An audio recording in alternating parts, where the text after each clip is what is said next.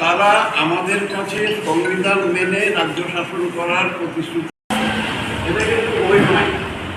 তার মানে যেটা হচ্ছে এন্টায়ার প্রজেক্ট এরা বাংলা অক্ষর ভুলে গেল, এবার হিন্দি চলে আসলো, করতে পারছে না, কারণ তাদেরকে আমরা রিকুইজিট নাম্বার অফ শিক্ষক দিতে পারছি না। এবার সেই ক্ষেত্রে এইভাবে তো তাদের শিক্ষক আরও কমে যাবে। তাহলে আমাদের দু ধরনের স্কুল হয়ে যাবে, একটা হলো ধনী ছাত্রছাত্রীর জন্য স্কুল, আরেকটা হলো গরিব ছাত্রছাত্রীদের স্কুল। আমাদের সংবিধান অন্তত কোথাও এই ডিফারেন্সিয়েশনের কথা মানেনি। তবে আমাদের সংবিধানে একটা বিধান দিয়ে রাখা হয়েছে যেটা একেবারে তর্কাতীত নয়। সেটাতে তারা বলেছে কোনো ধর্মীয় সংগঠন তাদের জন্য আলাদা রকম এডুকেশনাল ইনস্টিটিউট করতে পারে। এই যে কন্ট্রাডিকশন, আমি এগুলোকে কন্ট্রাডিকশন বলছি। ধর্ম তোমার যা খুশি হোক, কিন্তু তুমি তোমার মতো করবে, দেশের আইন তোমার উপরে প্রচলিত হবে না, এটা সঠিক ব্যাপার নয়। এটা নিয়ে দীর্ঘ আলোচনা করা যায়, হাজার হাজার পাতা লেখা হয়েছে, লোক অ্যারেস্ট হচ্ছে। এবং সবচেয়ে বড় ভয় যেটা, এই যে কথাটা বললাম যে দেবনাগরী অক্ষর চাপিয়ে দেওয়া, আসলে হিন্দি চাপিয়ে দেওয়ার লক্ষণ প্রয়াস, এই কথার জন্য নতুন যে আইন হয়েছে আমাকে ইন্টিগ্রেশনাল বলে অ্যারেস্ট করে ফেলতে পারে। আমাদের এটা বোঝা দরকার, এটা আইন হয়েছে কি। একজন পুলিশ যদি মনে করে, আমার অর্ডিনারি পুলিশ যদি মনে করে আমার কথাটা ইন্টারন্যাশনাল, সে আমাকে অ্যারেস্ট করে রেখে দিতে পারে। আমরা কি দেখছি? আমরা দেখছি আমরা আমাদের দেশটাকে একটা সিঙ্গেল মডেলে নিয়ে যাব। এক দেশ, এক মন্ত্র, এক শিক্ষা, এক নেতা এবং এক ভাষা, যার জন্য দেবনাগরীতে হিন্দিকে ঢোকানো হচ্ছে। আমি নিশ্চিত যে দক্ষিণ ভারত এটাকে প্রতিবাদ করবে, কিন্তু তারা প্রতিবাদ করবে, আমরা কিছু বলবো না, এটা তো হতে পারে না। আমাদেরও বলা দরকার আছে, আমরা এটা বলতে চাইছি। দেখা গেছে অন্যরকম শোনালেও দেবনাগরীর একটা ডাকনাম আছে, হিন্দি অক্ষর, অর্থাৎ এটা কর। প্রাসঙ্গিকভাবে এখানে বলা দরকার, আপনারা জানেন বড়োল্যান্ড বলে আমাদের একটা অঞ্চল আছে, বড় ভাষা আছে, তাদের উপর একসময় সলিউশন হিসাবে হিন্দি চাপিয়ে দেওয়া হয়েছিল। কিছুদিন পর তারা ওটাকে নস্যাৎ করে আবার অন্য জায়গায় চলে। দেবনাগরী চাপানোর মধ্যে আসলে কিছু হচ্ছে হিন্দির প্রসারের কাজ শুরু করে। আমি আগেও বলেছি যে আমাদের ভাষা নিয়ে, ভাষা কি হবে এটা নিয়ে আমাদের সংবিধান কর্তারা নিজেরা সম্পূর্ণ ক্লিয়ার ছিলেন না। আমি এটা অধ্যত্ত, কিন্তু আমি বলছি কারণ আমি শুনেছি, এটা সঠিক নাও হতে পারে। ভাষা সংক্রান্ত সিদ্ধান্ত খুব অল্প মেজরিটিতে গ্রহণ করা হয়েছিল, আর সেই সংবিধানেই লেখা আছে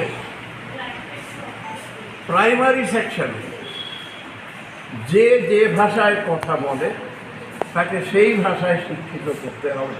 এটা আমার সংবিধানে লিখিত আছে। তাহলে আমি যদি চলে আসি, ককবরক যার মাতৃভাষা, প্রাইমারি লেভেলে তাকে ককবরকে শিখতে হবে। এখন তাকে হঠাৎ করে যদি এটা হিন্দিটা চাপিয়ে দেওয়া হয়, তার ফল কী হবে? ফল হবে এর দিকেও হবে না, ওর দিকেও হবে না। এবং কতদূর তারা এগিয়েছেন, ফিগারটা ভুল হতে পারে, তারা বোধহয় উত্তর পূর্বাঞ্চলের জন্য 20,000 হিন্দি শিক্ষক নিয়োগ করার সিদ্ধান্ত নিয়েছে। কথাটা জটিল, কেউ বলতে পারে এটার মধ্যে একটু হিংসা হিংসা ভাব আছে। হিন্দি এই যে 20,000 শিক্ষক আসবে, তাদের মেজরিটি কোত্থেকে আসবে? তাদের মেজরিটি আসবে ফ্রম হিন্দি বেল্ট। তার মানে হিন্দি বেল্ট মানে মধ্য ভারতের যে অংশটা, সেখানে এমপ্লয়মেন্ট পটেনশিয়ালটা বেড়ে যাবে। আর আমাদের এখানে 20,000 শিক্ষকের চাকরি নিষিদ্ধ হবে। তো এই যে বিরাট ব্যাপারটা, এটা কিছুতেই মানা যায় না। আমরা বাংলাভাষী তো, যে বাংলা স্কুলগুলো উঠে যাবে, গুয়াহাটির বিখ্যাত বেঙ্গলি স্কুল উঠে যাবে, বাংলা মধ্যমের সমস্ত স্কুল উঠে যাবে। আমরা যখন গর্ব করে বলি যে বাংলাদেশিরা রক্ত ঝরিয়ে ভাষার স্বাধীনতা অর্জন করেছিল, আমরা ভুলে যাই যে শিলচরে আমাদের 11 জন প্রাণ দিয়েছিল বাংলা রক্ষা করার জন্য। আপাতত আসামে বাংলাও রাষ্ট্রভাষা এবং রাজ্যভাষা, এবং শিলচর অঞ্চলে এগুলো পাওয়া যায়। মজার ব্যাপার হলো, আপনি যদি একটা ফর্ম চাইতে যান, আপনাকে বলবে যে ইংরাজি ফর্মটাও নাই, বাংলাটাও নাই, হিন্দি ফর্মটা আছে, এটা নিয়ে যান। তাই অসমীয়া ফর্মটা আছে, এটা নিয়ে যান। আপনারা দেখবেন আমাদের ব্যাংকে যে অনেক ফর্ম থাকে, প্রত্যেক ফর্মে এক একটা আইটেমে ইংরাজি লিখে তারপরে একটা হিন্দি দেওয়া থাকে। এই হিডেন ব্যাপারটা হলো আলটিমেটলি ওখানে চলে যাবে। তো এটা নিয়ে আন্দোলন শুধুমাত্র যে আমরা করছি এটা নয়। যখন রাধাকৃষ্ণন ভারতবর্ষের প্রধান আসনে ছিলেন, আপনারা তখন ছোট, জন্মানো, হিন্দি নিয়ে দক্ষিণ ভারতে বিরাট আন্দোলন হয়েছিল, আগরতলা শহরে হয়েছিল। তামিলনাড়ুর একটা লাইব্রেরি পুড়িয়ে দেওয়া হয়েছিল। রাধাকৃষ্ণনের মতো লোক বলতে বাধ্য হয়েছিলেন যে মানুষের স্বাধিকার এবং আত্মসম্মান যদি আহত করা হয়, মানুষ তখন অনেক খারাপ কাজই করে ফেলতে পারে। তাদের দোষ দেওয়ার সঙ্গে সঙ্গে যাদের কাজের দরুন এরকম হলো, তাদেরকেও দোষ দেওয়া দরকার। এটা হলো এক। নর্থ ইস্ট স্টেটগুলো, আমাদের যে মেঘালয় ইত্যাদি যে স্টেটগুলো আছে, আমরা অনেক ভাষায় কথা বলি। ত্রিপুরাতে আমরা অনেকগুলি আমাদের এই জনজাতিদের ভাষা আছে। প্রধান ভাষা ধরুন ককবরক। ককবরকে লিপি বিতর্ক চলছে বহুদিন ধরে।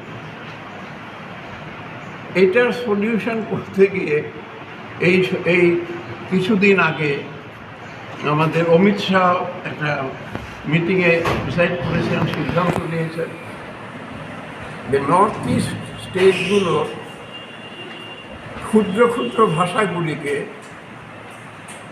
দেবনাগরীতে ব্যবহার করে নিলে ভালো। কারণ আমার দেশের অনেক স্কুল আছে যেখানে পড়তে মাসে একটি ছাত্রকে নষ্ট, এবং বৃদ্ধই বলতে পারি তপদীপ ভট্টাচার্য, সে এটা নিয়ে কাজ করছে, দিচ্ছে। প্রথমে দেবনাগরী বলে চালাবে, তারপরে সব স্কুলে হিন্দি হতে হবে। আসামের বিশ্ববিদ্যালয়ে বোর্ডের পরীক্ষায় মাধ্যম হবে অসমীয়া। আমরাও সরকার সুনিশ্চিত করবে এই দাবি বিদ্যাজ্যোতি প্রকল্পের জন্য আমরা তুলতে চাই। বিদ্যাজ্যোতি প্রকল্প মিশন 100 এটা ঘোষণা করেছে। সেই সময় আমাদের রাজ্যের শিক্ষক, ছাত্র, শিক্ষাকর্মী এবং আমাদের এই যে সংগঠন joint forum for movement on education, আমরা আশঙ্কা প্রকাশ করেছিলাম এর ফলে শিক্ষাক্ষেত্রে বৈষম্য বাড়বে। সরকারের উদ্যোগে দুই ধরনের শিক্ষা ব্যবস্থা চলবে। ঠিক আছে। 100টা স্কুলের মধ্যে ছাত্রছাত্রীরা সুযোগ সুবিধা বেশি পাবে, আর বাকি স্কুলগুলিতে সাধারণভাবে পড়াশোনা চলবে। এতে আমাদের আপত্তি ছিল। আমরা বলেছি যে বিদ্যাজ্যোতির মধ্য দিয়ে যদি শিক্ষা ব্যবস্থার উন্নয়ন ঘটে, তাহলে রাজ্যের সব স্কুলগুলিকে বিদ্যাজ্যোতির মতো করেই গড়ে তুলতে হবে।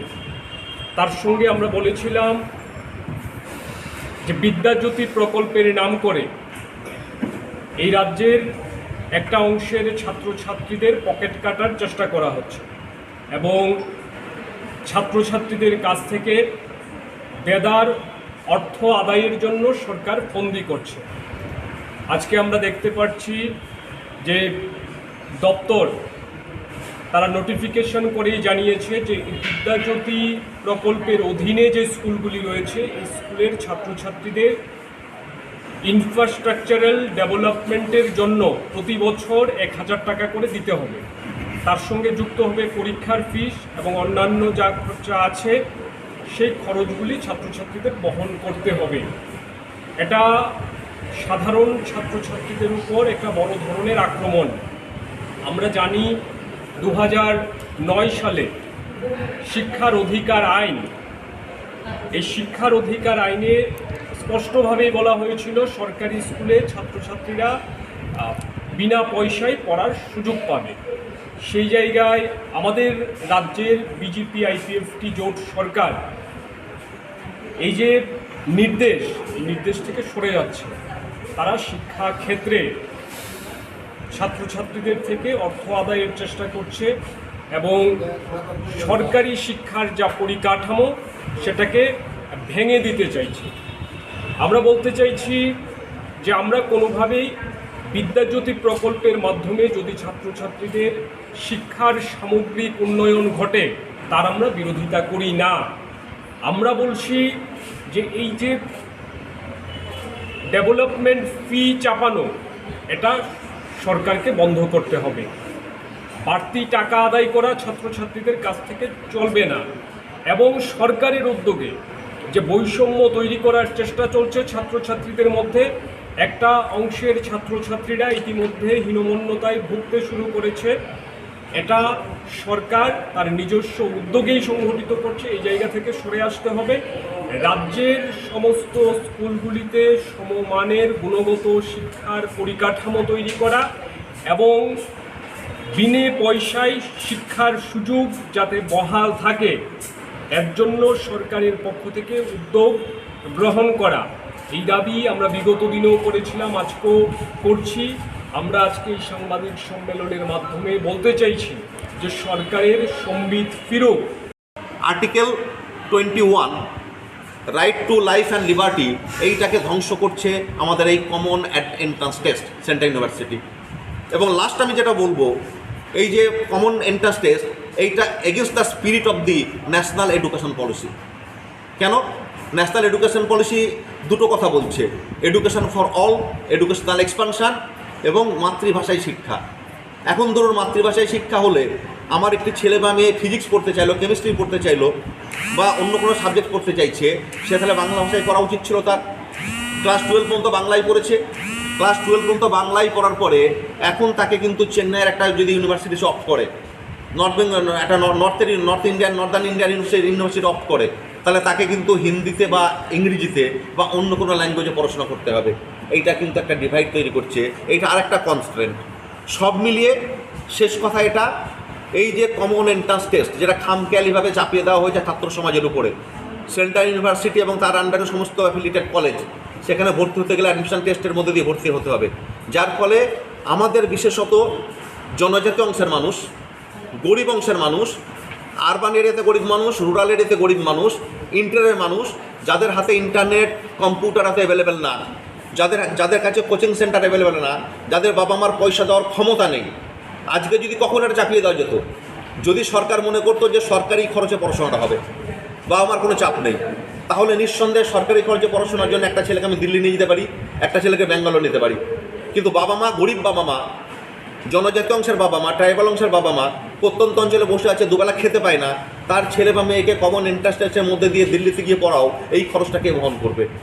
আমার মনে হয় আমাদের যেটা মনে হয় এখানে বসে আমরা এই জন্যই এই কনফারেন্সে ডেকেছি যে এই কমন এন্ট্রান্স টেস্টের মধ্যে দিয়ে উচ্চশিক্ষার সংকোচনের একটা প্রক্রিয়া চলছে এবং উচ্চশিক্ষার বাণিজ্যিকীকরণ, যারা চান্স পাবে না কমন এন্ট্রান্সে তারা প্রাইভেট ইনস্টিটিউটে যেতে বাধ্য হবে, এই জায়গাটা তৈরি করার জন্য আগামী দিনে কর্পোরেটকে সুবিধা পাইয়ে দেওয়ার জন্য এই ধরনের একটা কনফাইন্ড পলিসি, এই ধরনের ডিসক্রিমিনেটিং পলিসি চালু করা হয়েছে। এই পলিসি সম্পর্কে এটুকুই আমাদের বক্তব্য।